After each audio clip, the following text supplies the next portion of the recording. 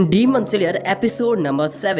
Episode की शुरुआत Tanjiro से होती है। तांजीरो एक बड़े से पत्थर को मूव करने में सफल हो जाता है और उसे लगातार मूव करते रहता है। तांजीरो को देखकर इनोसुके में भी हिम्मत आ जाती है। इसके तो लेवल निकल गए और वो भी पत्थर पर पूरा दम लगाता है। लेवल सबके निकलेंगे। जिसके बाद इनोसुके भी पत्थर को मूव करने में कामयाब हो जाता है। इसके बाद केवल जेनिसु ही बचा होता है। जेनिसु अभी भी डरा होता है। तभी उसके पास उसकी कासुगाई चिड़िया आ जाती है जो जेनिसु के लिए एक लेटर लाई होती है। दूसरी तरफ तांजीरो पत्थर को खींचते खींचते बहुत ज्यादा थक चुका होता है और उसने पूरी रात भर पानी भी नहीं पिया होता है। डिहाइड्रेशन की वजह से तांजीरो को ऐसा लगता है कि वो मरने वाला है। जिसके बाद वो जेनित्सु, इनोसुके और मुराटा को याद करने लग जाता है। काश कोई आकर मुझे बचा ले और पानी पिला दे, 2 बूंद जिंदगी की। तभी वहाँ पर ग्योमे आ जाता है और तांजीरो के ऊपर पानी डालने लगता है। ग्योमे को देखकर तांजीरो बहुत ही ज्यादा खुश हो जाता है। ग्योमे तांजीरो को पानी पिलाते हुए कहता है, तुम्हारी ट्रेनिंग पूरी हो गई है। मैं तुम्हारी ताकत को एक्नॉलेज करता हूँ। साथ ही में तुमने स्वॉर्ड स्मिथ विलेज में अपनी डीमन बहन की चिंता किए हुए बिना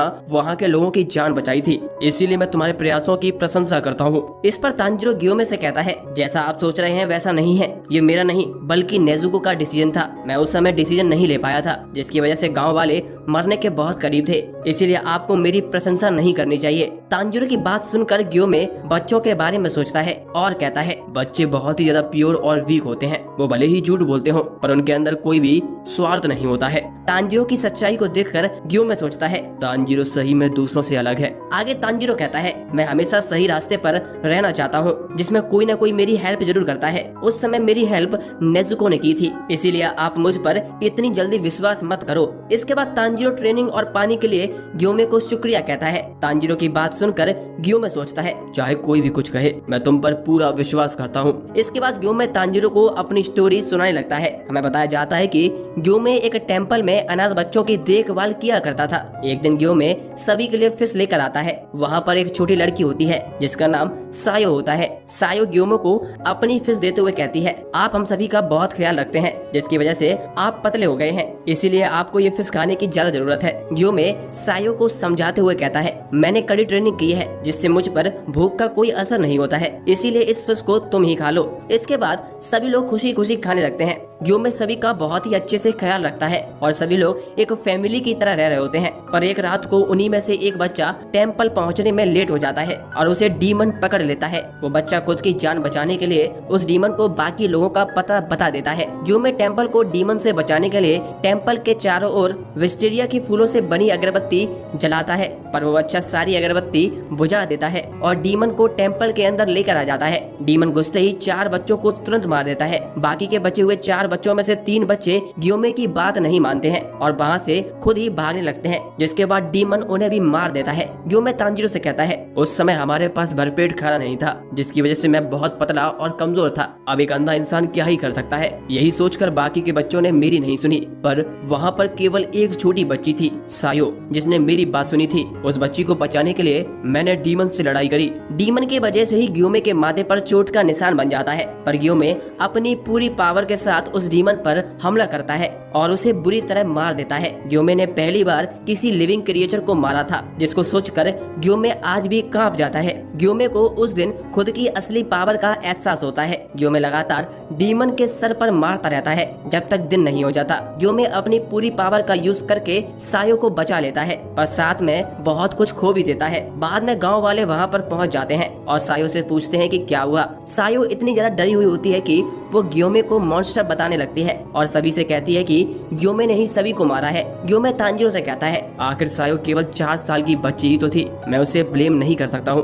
पर मैं चाहता था कि सायो उसे बचाने के लिए मेरी तारीफ करे और मुझसे धन्यवाद कहे। सायो अगर सच बोल देती तो मैं बच सकता था, पर बच्चे केवल अपने ही बारे में सोचते हैं। डीमन की बॉडी राख बनकर उड़ चुकी थी, वहाँ पर केवल बच्चों की लाशें पड़ी हुई थी। इसके बाद मुझे जेल में डाल दिया गया। अगर वहाँ पर मास्टर उबयाशी नहीं आते तो शायद मैं आज यहाँ नहीं खड़ा होता। उसके बाद से मैंने सभी लोगों पर विश्वास करना छोड़ दिया। जब मुसीबत का समय आता है तो लोगों के असली रंग दिखते हैं, वो तुम्हें छोड़कर वहाँ से भाग जाते हैं, पर तुम नहीं भागे और तुमने डीमंस का सामना किया, ना ही तुमने झूठ बोला। ये चीज भले ही तुम्हें छोटी और सिंपल लग रही हो, पर बहुत ही कम लोग ऐसे हैं जो हर सिचुएशन में ऐसा कर पाते हैं। मैंने अपनी इन आंखों से बहुत सारे लोगों को देखा है, इसीलिए मैं बता सकता हूँ कि तुम बहुत खास हो। इसके बाद ग्योमे अपने हाथों को जोड़ते हुए कहता है कि हम सबके फ्यूचर के बारे में अलग अलग ख्याल है। अब से मैं भी सही रास्ते पर चलने में तुम्हारी हेल्प करूंगा। ग्योमे की बात सुनकर तांजीरो भी रोने लग जाता है और कहता है कि मैं भी अपनी पूरी कोशिश करूंगा। ग्योमे तांजीरो के सर पर हाथ फेरने लगता है जैसे वो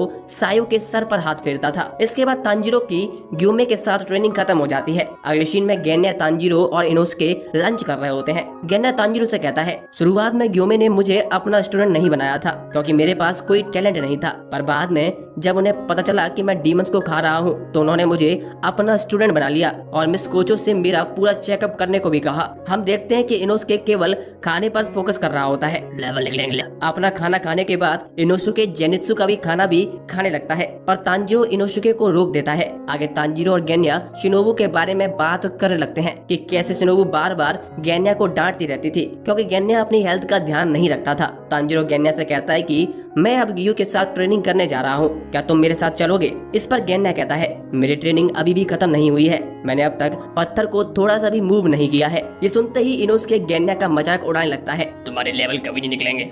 जिस पर गेन्या भड़क जाता है और दोनों में लड़ाई हो जाती है। लास्ट में लड़ाई रोकने के लिए तांजीरो इनोसुके के ऊपर बैठ जाता है। तांजीरो गेन्या से कहता है कि अगर तुम मेरे साथ चलते तो हम रास्ते में तुम्हारे भाई विंड हाशिरा के बारे में बात कर सकते थे। ये सुनकर गेन्या शांत हो जाता है। इसके बाद हम जेनित्सु पर शिफ्ट होते हैं। जेनित्सु एक बड़े से पत्थर पर बैठा होता है। तभी तांजीरो उसके पास खाना लेकर आता है। तांजीरो जेनित्सु को बताता है कि उसकी ट्रेनिंग खत्म हो गई है और वो नेक्स्ट ट्रेनिंग के लिए जाने वाला है। हमें पहली बार जेनित्सु बहुत ही ज्यादा शांत दिखाई देता है। ये देखकर तांजीरो को चिंता होने लगती है। तांजीरो जेनित्सु से पूछता है, आखिर क्या हुआ है तुम्हें, मुझे क्या करना चाहिए? जेनित्सु तांजीरो से कहता है कि तुम्हें चिंता करने की जरूरत नहीं है, तुम जाकर अपना काम करो। इसके बाद तांजीरो खाना रखकर वहाँ से चला जाता है। हम देखते हैं कि जेनित्सु के हाथ में एक लेटर होता है और उसके माथे से खून बह रहा होता है। जेनित्सु कहता है, तांजीरो तुम एक बहुत ही अच्छे इंसान हो, तुम्हारा बहुत ज्यादा शुक्रिया, पर यह चीज मुझे खुद करनी होगी चाहे कुछ भी हो जाए। इस सीन में हम पहली बार जेनित्सु को इतना ज्यादा सीरियस देखते हैं। इसके बाद तांजीरो गियू के पास जाने के लिए निकल जाता है। रास्ते में तांजीरो को जेनित्सु और नेजुको की चिंता होती है, पर थोड़ी ही देर में तांजीरो गियू के घर पहुंच जाता है। वहां पहुंचते ही तांजीरो को पहली चीज सानेमी दिखता है। सानेमी और गियू आपस में लड़ रहे होते हैं। दोनों के बीच टक्कर का मुकाबला होता है। दोनों ही बहुत तेज होते हैं, पर इस बार तांजीरो दोनों की फाइट को अच्छे से देख पा रहा होता है क्योंकि तांजीरो भी बहुत ज्यादा ट्रेनिंग करके आया होता है और पहले से स्ट्रांग बन चुका होता है। सानेमी लड़ते हुए गियू को चिढ़ाता है, तुमने तो कहा था कि तुम हम सबसे अलग हो, आखिर कहाँ है तुम्हारी वो ताकत? गियू चुपचाप लड़ता रहता है। आखिर में दोनों लोग एक दूसरे पर इतनी तेज हमला करते हैं कि दोनों की तलवार ही टूट जाती है। इसके बाद सानेमी गियू से कहता है, अब हमें एक दूसरे को खाली हाथों से ही मारना पड़ेगा। ये सुनकर तांजीरो दोनों के बीच में आकर लड़ाई रोक देता है। सानेमी तांजीरो से कहता है कि तुम्हें तो ऑर्डर दिया गया था ना कि तुम मुझसे दूर रहोगे, आखिर फिर तुम मेरी जासूसी क्यों कर रहे हो? इस पर तांजीरो कहता है, कहीं तुम मुझसे इसलिए गुस्सा तो नहीं हो कि मैंने तुम्हारे रेड बीन सूप पी लिया था? मैं तुम्हारे लिए और रेड बीन सूप बना सकता हूँ। ये सुनकर सानेमी और ज्यादा गुस्से में आ जाता है और कहता है, तुम मेरे साथ ये फालतू के मजाक मत करो। तांजीरो यहाँ भी नहीं रुकता और कहता है, जब मैं तुम्हारे यहाँ ट्रेनिंग करता था तो वहाँ से रेड बीन सूप की बहुत अच्छी खुशबू आती थी,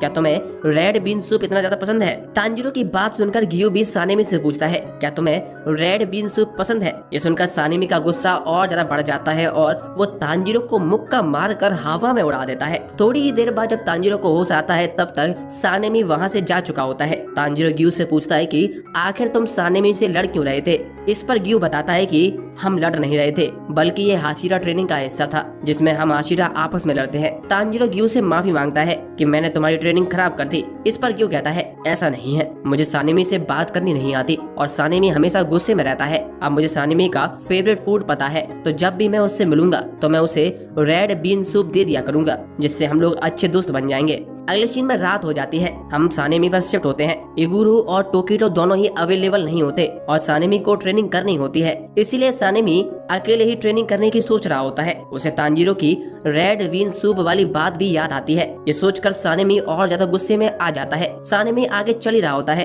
तभी उसे अपने पीछे कुछ महसूस होता है और वो उसे पकड़कर मसल देता है। सानेमी के हाथ में नाकिमे की एक आंख होती है। वो आंख थोड़ी देर में राख में बदल जाती है। आंख को राख में बनते देख सानेमी समझ जाता है कि हम पर नजर रखी जा रही है और यहाँ पर कोई घुसपैठिया घुस आया है। इसके बाद हम मास्टर उबियाशिकी पर शिफ्ट होते हैं। मास्टर की वाइफ वाइफ अमाने मास्टर की देखभाल कर रही होती है। तभी हमें दिखाया जाता है कि मूजान धीरे धीरे मास्टर के घर की तरफ बढ़ रहा होता है और चारों तरफ एकदम सन्नाटा होता है। मूजान मास्टर के घर के अंदर एंटर कर जाता है। दोस्तों ये सीन काफी ज्यादा लंबा था और मूजान की एंट्री काफी ज्यादा कूल थी। मास्टर अपने कमरे में लेटे हुए होते हैं और पास में उनकी वाइफ आमाने होती है। मास्टर लेटा हुआ मूजान को आता हुआ देख लेता है पर वो कुछ नहीं करते हैं। मूजान इस समय और ज्यादा डरावना दिख रहा होता है। उसके चारों ओर हल्की हल्की धुंध सी छाई होती है। मूजान धीरे धीरे मास्टर की तरफ बढ़ रहा होता है और उनके सामने जाकर खड़ा हो जाता है। मूजान मास्टर को हेलो बोलता है। मास्टर भी मूजान को ग्रीटिंग देते हैं। तुम्हारा स्वागत है कीबुत्सुजी सूजी मूजान। मास्टर की ऐसी हालत देखकर